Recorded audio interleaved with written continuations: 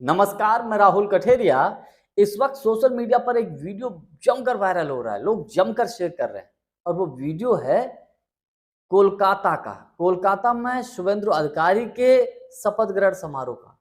प्रधानमंत्री मोदी जी किसी के गले मिल रहे हैं मंच पर। पीछे स्मृति ईरानी जी खड़ी हैं। स्मृति ईरानी जी प्रधानमंत्री मोदी जी को नमस्ते करती हैं, लेकिन मोदी जी उनकी तरफ नहीं देखते हैं। स्मृति ईरानी जी फिर दोबारा से उनको नमस्ते करते हैं, लेकिन मोदी जी फिर भी नहीं देखते हैं और मोदी जी दूसरी तरफ गंतव्य की तरफ चले जाते हैं। ये वीडियो जमकर वायरल हो रहा है। एक वक्त में स्मृति ईरानी जी की तूती बोलती थी भारतीय जनता पार्टी में, यानी कि फर्श से अर्श तक पहुंची थी स्मृति ईरानी जी, और आज स्मृति ईरानी जी की यह स्थिति है कि अर्श से फर्श पर आ चुकी हैं। एक वक्त में राहुल गांधी को अमेठी में हराने वाली स्मृति ईरानी जी मोदी जी के बेहद खासम खास रही। मैं इसीलिए बोल रहा हूं, एक वक्त में वो केंद्रीय मंत्री रही और आज स्मृति ईरानी जी को पूछने वाला कोई नहीं। तो उसके पीछे कारण क्या है, तेरा इसका मैं विस्तृत विश्लेषण करूं, लेकिन उससे पहले यदि आपने अभी तक हमारे चैनल को सब्सक्राइब नहीं किया है तो सब्सक्राइब कर लीजिए, बेल आइकन को दबा दिए। साथ ही साथ वीडियो के डिस्क्रिप्शन में हमारी शॉप है, उसमें कुछ प्रोडक्ट्स हैं, उनमें जो भी आपको ठीक लगे वो खरीद सकते हैं। और वीडियो में हमने कोलंबस का जो जूता है वो टैग किया है, आपको ठीक लगे तो वो आप खरीद सकते हैं। देखिए, वो दौर आप याद करिए जब प्रधानमंत्री मोदी जी गांधीनगर से दिल्ली की यात्रा तय कर रहे थे, यानी कि प्रधानमंत्री बनने की जुगाड़ में लगे हुए थे, कोशिश कर रहे थे।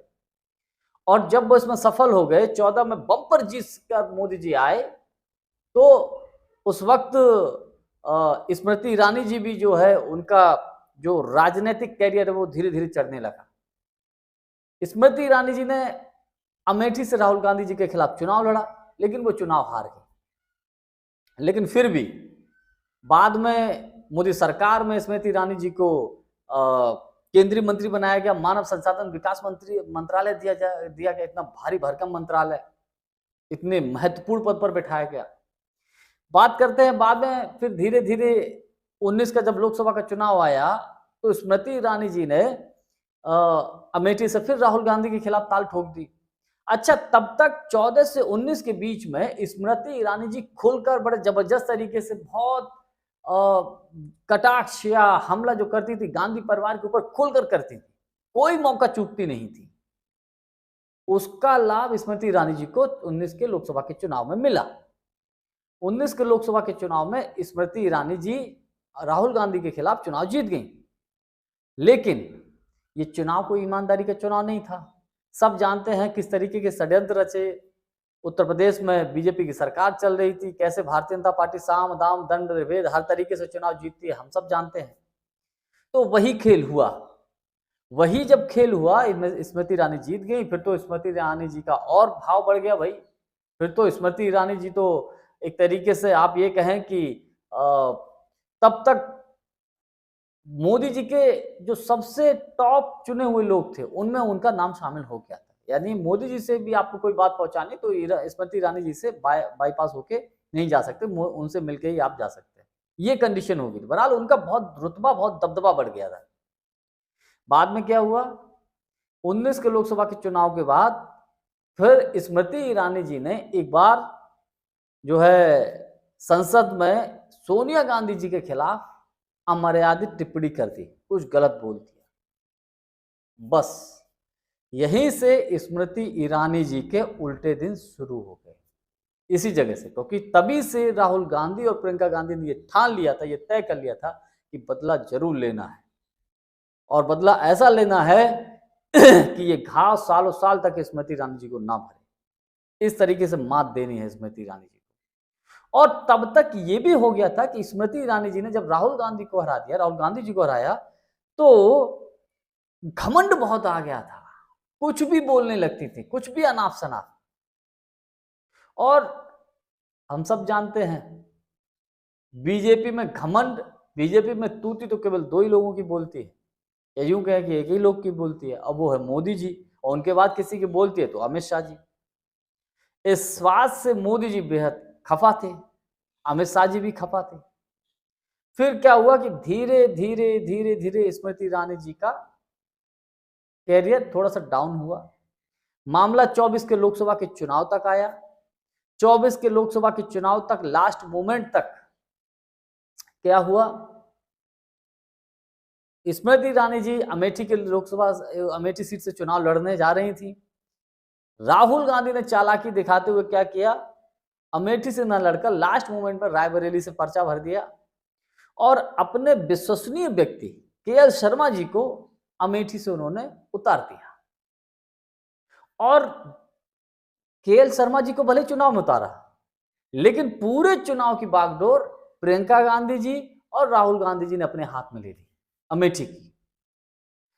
जिस चुनाव बड़ा जबरदस्त तरीके से लड़ा गया, हालांकि राहुल गांधी जी ने 2 जगह से जो है पर्चा भरा था, वायनाड से भी पर्चा भरा था। तो उस लोकसभा के चुनाव में राहुल गांधी जी दोनों जगह से जीत गए, रायबरेली से भी जीते और वायनाड से भी जीत गए। बाद में राहुल गांधी जी ने वायनाड की सीट को छोड़ दिया और रायबरेली से सांसद बने रहे। स्मृति ईरानी जी को केएल शर्मा जी ने, यानी कि किशोरी लाल शर्मा जी ने बुरी तरीके से हराया, लगभग 1.5 लाख के आसपास वोटों से शिकस्त दी, मात दी।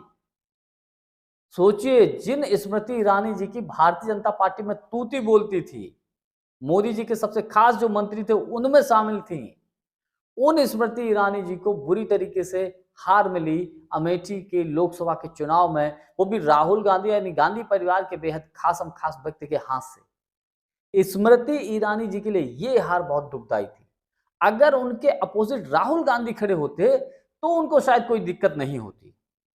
तो ये हो जाता कि साहब हमने राहुल गांधी को हराया तो राहुल गांधी ने हमको हरा दिया, और राहुल गांधी बड़ा चेहरा है, तो शायद इतनी शर्म या इतनी बेइज्जती महसूस नहीं होती। लेकिन चूंकि गांधी परिवार के खासम खास एक आम साधारण से कार्यकर्ता के हाथों से स्मृति ईरानी को हराया गया, इससे स्मृति ईरानी जी के सितारे जो है और अधिक गर्दिश में चले गए। और फिर परिणाम यह हुआ कि धीरे धीरे धीरे धीरे धीरे धीरे प्रधानमंत्री मोदी जी ने भी उनसे दूरियां बनानी शुरू कर दी। और आज स्थिति यही है जो इस वीडियो की मैं बात कर रहा हूं कि पश्चिम बंगाल में बीजेपी की सरकार बन गई। बीजेपी की सरकार, वहां पर शुभेंदु अधिकारी मुख्यमंत्री बनाए गए। उनके शपथ ग्रहण समारोह में प्रधानमंत्री मोदी जी, गृह मंत्री अमित शाह जी, राजनाथ सिंह जी, स्मृति ईरानी जी पहुंचे। वो नमस्ते कर रही थी, लेकिन मोदी जी ने उनकी नमस्ते तक लेना भी जरूरी नहीं समझा। ये स्थिति हो गई स्मृति ईरानी जी की। कुल मिलाकर कहने का मतलब यह है, कहां गांधी परिवार को नीचा दिखाने के लिए क्या क्या अनाप शनाप स्मृति ईरानी जी बोलती थी, और आज स्मृति ईरानी जी गांधी परिवार को नीचा दिखाने के चक्कर में खुद कितना नीचे गिर गई हम सब जानते हैं। मतलब भारतीय जनता पार्टी में कितना उनका जो है लेवल गिर गया है, कोई पूछ नहीं रहा है, ये आप समझिए इस चीज को। तो कुल मिलाकर कहने का तात्पर्य यह है, व्यक्ति को घमंड नहीं करना चाहिए। स्मृति ईरानी जी ने जब राहुल गांधी जी को हराया था तो बहुत अधिक घमंड हो गया था इनमें, अपने आगे किसी को कुछ समझती ही नहीं थी। तो शायद मुझे लगता है यही बात मोदी जी को नागवार गुजरी हो, क्योंकि मोदी जी के आगे कोई नहीं। ठीक है, जो कुछ भी है आप सब कुछ करो, लेकिन उनसे आगे बढ़ने की कोशिश मत करो। वहीं से उन स्मृति ईरानी जी के पर कतरने शुरू हुए, और आज किस पोजीशन में है कि मोदी जी उनका नमस्ते तक नहीं ले रहे। जानकारी हमारी आपको कैसी लगी, कमेंट्स करके हमको जरूर बताइएगा। बहुत बहुत धन्यवाद। नमस्कार।